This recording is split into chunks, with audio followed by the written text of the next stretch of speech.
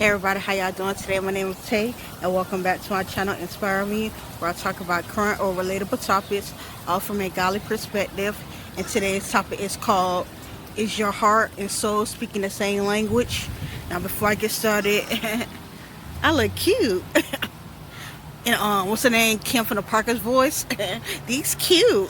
No, but yeah, I got these shades by Rakera. If I remember, I'll link her boutique in my description where you can get these from. But yeah, I like these shades. I got these shades from her. So she sells these shades and I think some other ones as well. So it's hot, but we'll see if I'm gonna put it back on, y'all. Hold on. Hopefully, I don't have to put them back on, y'all. Sun already.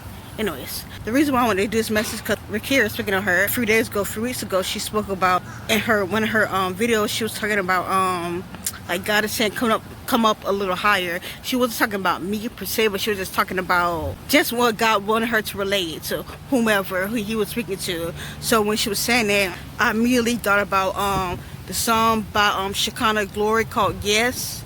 Now in that song, the lady, she also sang, I'm not gonna sing it out if you don't want your ears to bleed. But yeah, in that song she pretty much says like, come up a little higher, come up a little higher. I used to love that song. I still do, but I used to love that song, especially when I was like living in the world still. It's like God was like using that song to call you, but I didn't answer the call, y'all. But yeah. Anyway, so I thought about that song. It could have been the same day, but I went to the park and I was just chilling on the bench, talking to God, just chilling. I saw like an older gentleman walk by and he like started smiling at me and spoke. So I'm like, oh hey, how you doing? But in my mom like, you better not come over here, y'all. You better not come over here. Jesus. But yeah, he just smiled and spoke and he kept walking. So I'm like, okay then. So I continued to do what I was doing. So then a few minutes went by, he quickly got over there again. Like, I guess he walked around whatever he was doing and he went over there quickly. I'm like thinking to myself like, dang, he got over quick. When he came by, it's like he didn't see me the first time and speak to me. So he smiled again and spoke. And I wanted to say, you just did that not too long ago. But I was like, okay, hey, how you doing? Like you feel me? Like I didn't just say that either. He was like, are you like one of the teachers that teach over there? Are you a teacher? And then I immediately said no. But then I thought about, like, God put on my spirit, you are. So I thought about, oh yeah, I am a teacher, but I'm a teacher for the word of God. He was like, oh, what ministry you teach at? I was like, not really a ministry, but I teach on YouTube. And he was like, oh, okay, then that's good, that's good. They had like a small conversation. And I was telling him, he was telling me, his stuff, and I was telling him a little bit about me, and I was like, I understand, but I'm kind of like faced with the same thing, so believe me, I understand how you feel, but you got to go on. I was pretty much telling him like, don't give up, I understand, but like, how you feel, but don't give up. So he was like, okay then. So we left like that. He went on the other bench while I was on that bench. So I was still just chilling, doing me. It wasn't that long at all, but I guess school was out because it's a school not too far from there. So they had to be in middle school. A lot of them came to that bench, and I'm like, okay, Lord, these too many kids. They didn't have no mask on. Like, we still got the COVID going on. So I'm looking, but they had dropped their water bottles. Okay, I guess they was gonna do like a little activity or something, how after school or whatever like that. So they dropped their water bottles to the bench where I was sitting there, and then they left. So I'm like, okay, I had my mask on, but I had to like pull it down. They had left and they started doing what they was doing. So I was still sitting on the bench doing what I had to do. 3 minutes later went by, and like little by little the young girls started coming back to the bench, and I'm like, okay, hold up, God. So yeah, when they started coming to the bench, they were like, someone speaking to me, and then it was pretty much to the point where a lot of them came to the bench, and I'm like, okay, I gotta put my mask on. I don't want to like put my mask on really in front of them, and they be looking like, she just had her mask on. Nice. She want to put her mask on when she think we got. I didn't want to look like that, but of course I didn't want to like risk anything. So I think I put my mask on still. And the kids that was there, it's like I knew that God was like telling me to, I probably should say something, but I didn't. So like one of the kids that was there, they said something that was mean and bad to the another child that was there, and I'm like, like that's so mean, you don't do that. And then they hurt me, whatever. But I guess that was God telling me like, okay, you could start speaking about me, because these kids probably never heard about God, or they probably, who knows what they go through, or just speak to them. But me, just not really. Like I said, I get a gospel, especially over social media, also too in person, but it has to be like with the person. That man I was just telling you about, when I saw him, it was just one person, so I spoke to him about God. He was just with one person. But with those kids, it was a lot of kids, not too many, but it was still a lot. So I just didn't really feel comfortable, and then I didn't know how to receive me. So, and with them all crowding around with this COVID, so I'm like, this monkey to leave. So I told the kid, I'm like, well, it was nice talking to y'all. Y'all have a blessed day. And they were like, oh, you leaving? I was like, yeah. And I was like, okay then. So I just started walking, and then I was walking a little bit, and I walked to another area where it was like secluded. But as I got up and started walking, I felt so convicted in my heart. You saying it's about the COVID, but that's really not the issue, because I protect you during this COVID. Especially as long as you just doing my will, you're already protected. You already know that. But the real reason why you left is because like the song said, cause like when I got up and I felt convicted, I started thinking about that song again when she said come up a little higher. And it's like God was telling me, like, even though you send my word and everything over the internet and just different things like that, you still got to come up a little higher. Like I called you to, like, for instance, speak to the kids. You could have easily spoke to your kids and told them about me, but you didn't. You got to come up a little higher. And she also said in the song, night comes, no man can work.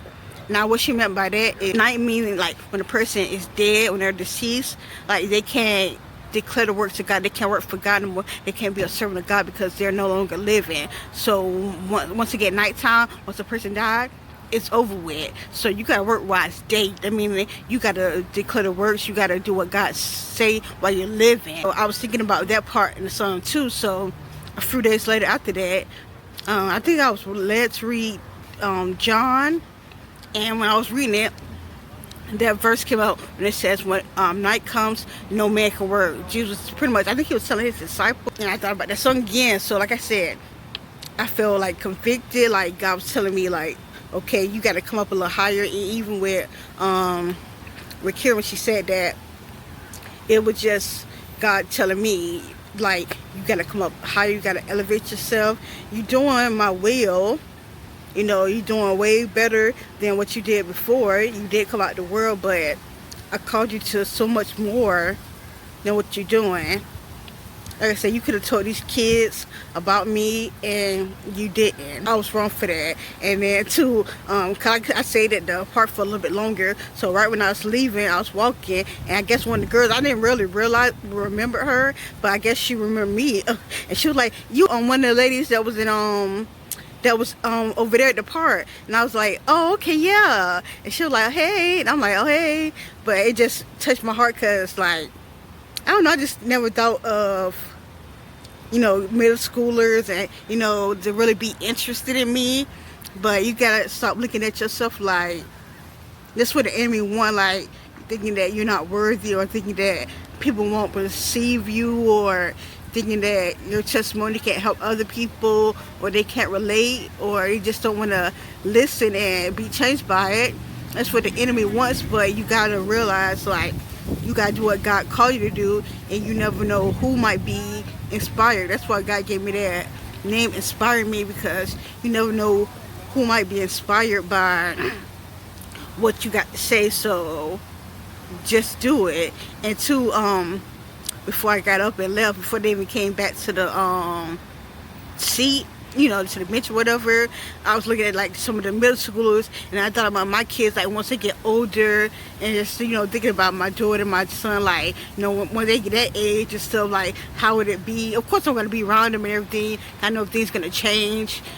Right now they're still little, and I know that I will be with my kids very soon. But I don't know, I just thought about that, like, when they get big and older, and like how they, cause when kids get older, some of the time it's like how they is now, it's like they babies, and then we want to be up on their mama or their dad or whatever and kissing them and saying I love you. But when they get of age, it's like I don't want to be seen by my mama, or I don't want to be saying I love you around people my friends might be looking. So I was thinking, like, God, what if you bless my kids to still be like, show that sentiment towards me, and be like, it don't matter who they're around, still show me love and affection. And I don't know, I think about stuff like that. But yeah, that's what God was telling me, like, elevate. You gotta elevate. You gotta come up a little higher. You're doing what I call you to do. And some of this message might be for other people too. Like, you could be doing what God called you to do, but are you just doing the minimum, the bare minimum? Or are you doing the whole thing he told you to do? Or you could be doing the whole thing he could have told you a year ago to do this, and you did exactly what he told you to do. But as time go on, you gotta progress. It just because he told you something, do something last year, doesn't mean that he still called you to that this year. He might be calling you to something even higher. You can't still be stuck on what you did last year. Like, oh, I did my full calling. Yeah, you did your full calling, but he calling you to something different. He calling you to more. So you gotta do that. Everything that God tells you to do, you gotta do it. And like I said, it was aimed toward me. Yeah, I gotta elevate. I gotta come up a little higher. Okay, also I wanted to add, I totally forgot to include this, so yeah, I wanted to come on real quick. Also too, when I say it's the heart and the soul saying the same thing, some people might look at it like automatically, like, of course your heart and your soul is synonymous, so it's going to be saying the same thing. But Jesus says it for a reason. Love the Lord with all your heart and with all your mind, with all your soul. Now, if he's saying all of those, then it should make you think like, maybe they're not in the same category. Because if anything, he would just say, love God with all your heart and just leave it like that. Or just love God with all your soul and just leave it like that. But no, he used it in different occasions. Now, if you look at it, the heart, okay, first a thought gets to your mind and then it sets in your heart. Now, if you don't cast it down when it gets to the mind, it's gonna go down to the heart. And then you pretty much, if you don't consider to like cast it down and different things like that, you're gonna act upon it. And that's what your soul does. Like, when a person dies, they still can feel like if they go to heaven or hell, because it's their soul. So your soul is actually what acts out the situation. So like I said, say for instance, a person, it could be a good thought, it could be a bad thought, but if they choose to let that thought linger, it's gonna set into the heart, and then they're gonna act upon it. So you can say, I love Jesus in your heart. I love God. Like, you could never curse him. You'll never blaspheme him. You don't mind going to church sometime. You grew up in church. You don't have nothing negative to say about God. And then there could be another person where they will blatantly say disrespectful stuff about God, how they don't believe God, how they believe in all this crazy mess of universe and all this crazy mess, and atheists? Yeah, atheists and different things. Now, those people, they blatantly let you know off rip that, okay, yeah, I don't serve God. And then there's the other person, like I just told you, who they don't see none of that stuff, but does their actions show it?